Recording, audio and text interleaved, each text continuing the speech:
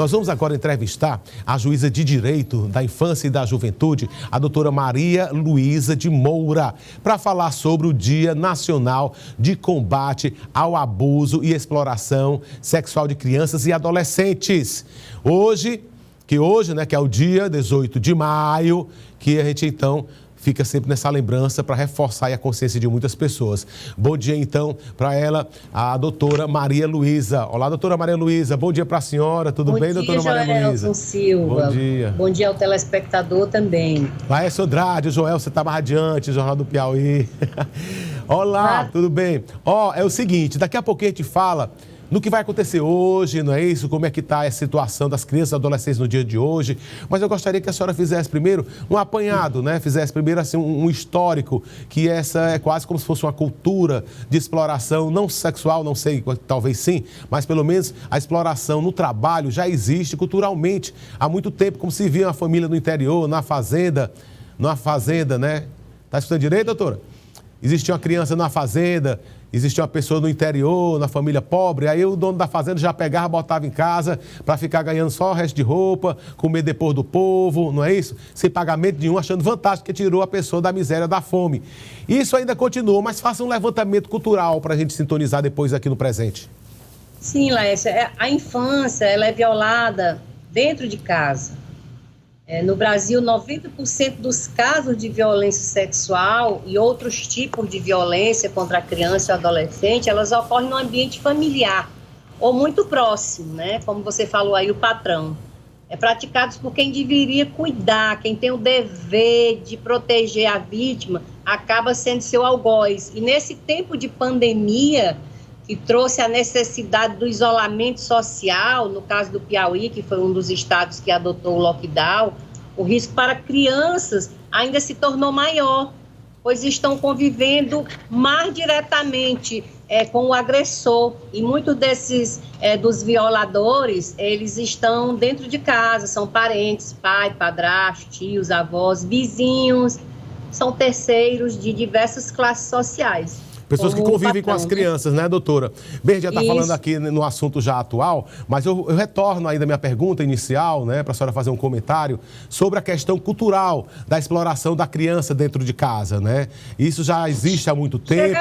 Chega a ser cultura, porque, como eu acabei de lhe falar, ele ocorre dentro de casa. Não é possível que um pai, um padrasto, um tio, as pessoas que deveriam cuidar, dar carinho, dar proteção, são essas pessoas que molestam, que mais molestam.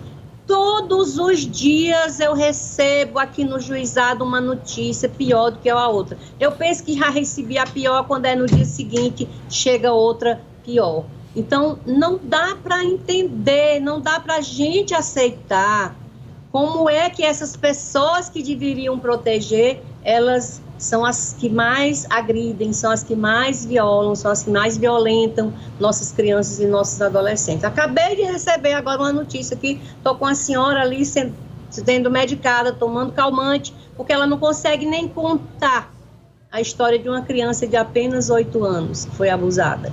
E isso, a história se repete todos os dias.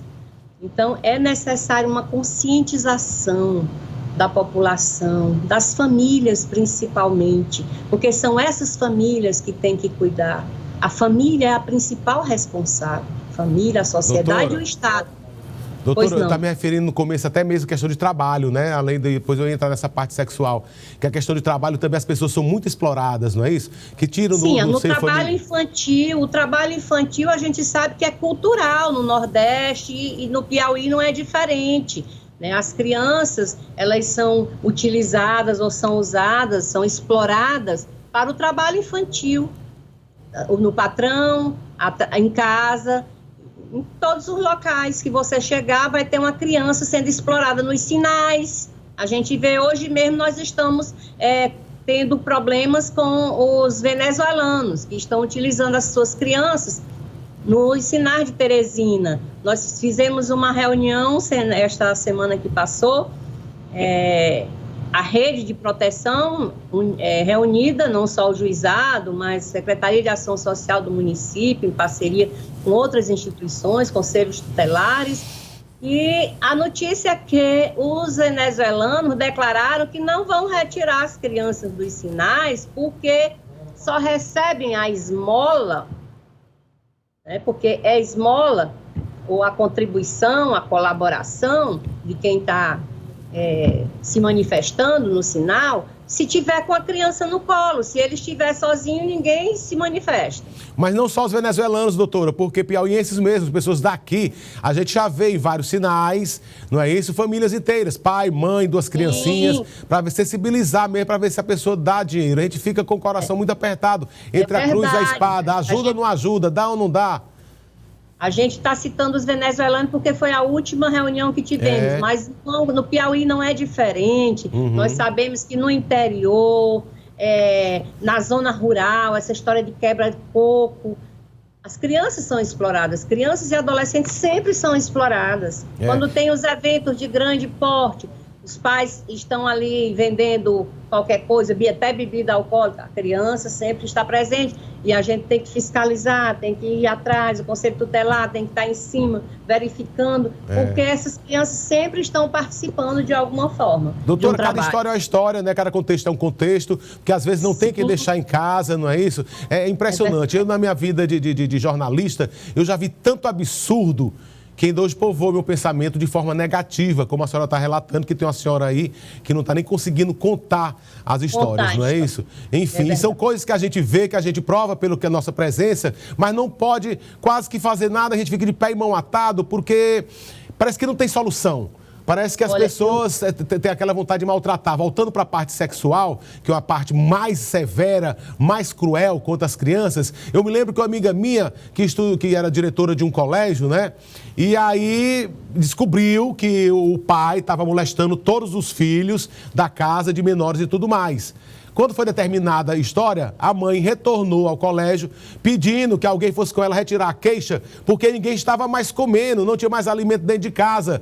Porque o agressor, a pessoa que estuprava as crianças, as próprias filhas, é o que trazia o sustento para casa. Talvez ele se sentisse até no direito de, não vou deixar para os outros, sei o que faço. É uma complicação muito severa e são vários pontos, por questão cultural, por questão de falta de informação, não é? Enfim, as pessoas ficam assim acuadas.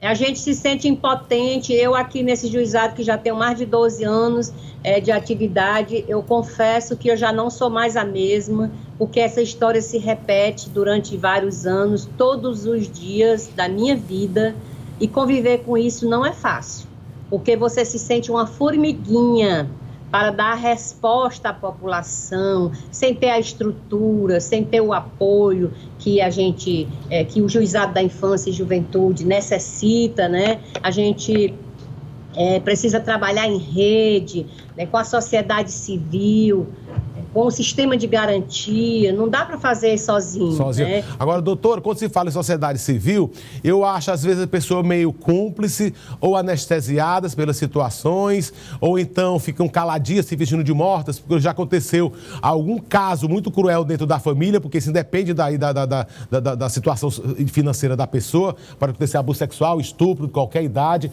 ou que possa vir a acontecer, não é isso? Porque parece que o ser humano tem um instinto selvagem. Quer calar, quer abafar, não pode falar. Justamente. Porque é família, é parente, deixa pra lá. Não é assim. É o direito dessa criança e dessa adolescente. Nós não podemos, o adulto não pode querer falar pela criança ou pelo adolescente no sentido do direito dela. O direito de abafar algum caso por conta da reação social. É um crime, é um outro crime, é uma outra violação de direito, porque esse direito é da criança e do adolescente, de ver a punição do seu culpado, mas o que a gente vê aí são programas só para defender o culpado, defender o bandido, defender quem está errado, defender o criminoso. É terrível. Os programas que a gente vê aí é só para isso. Não vê um programa para defender a vítima. Até a fala da criança e do adolescente dificilmente é respeitada. Dizem que ela está inventando, que ela está criando, está na imaginação dela. É isso que dizem. Quando a gente acompanha o caso aqui no dia a dia, ela conta com riqueza de detalhes e a gente sente, sabe, não tem a menor dúvida que o crime aconteceu. E muitas vezes esse criminoso é absolvido por falta de provas, porque a gente sabe que o crime, o abuso sexual, ele acontece às escondidas, ele acontece de forma espúria, não é a céu aberto.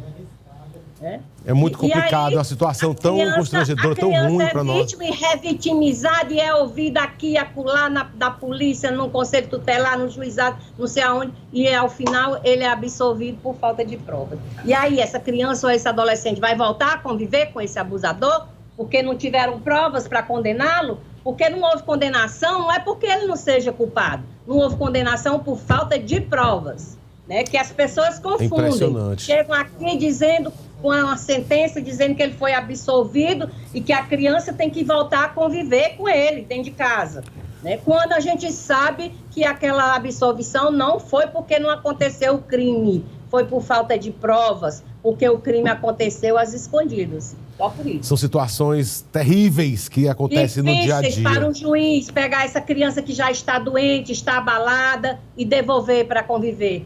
Né? É um pesadelo, né? É um pesadelo. É um pesadelo, com certeza. Olha, eu gostaria de agradecer muito por conta do tempo. Não dá para a gente estender mais a conversa, mas eu queria conversar o dia todo com a senhora. E eu faço um convite para retornar outros dias, para a gente debater esses e outros assuntos, para conscientizar as pessoas, conscientizar a sociedade. É um trabalho muito interessante. Deixa esse convite para a senhora. Terei imenso prazer de colaborar com a imprensa, viu? Será um prazer enorme. Muito obrigado, então. Prestar informações, né? Lógico que sim. Muito obrigado, então, doutora Maria Luísa. E a gente vai se encontrar mais vezes, tá bom? Com certeza. Nós eu conversar com a senhora. E tenha um bom dia. Para a senhora também. Um abraço a todos aí do trabalho da senhora. Bom trabalho. E que Deus lhe dê a tranquilidade, né? Lhe dê forças para, então, superar tantas histórias e levar uma vida amena, tranquila. Desse equilíbrio e dessa serenidade para suportar um encargo tão pesado. Acredito que seja mesmo. Obrigado, bom dia para a senhora. Fique com Deus. Tenha um bom dia. Da mesma forma, eu fico com ele também. Valeu.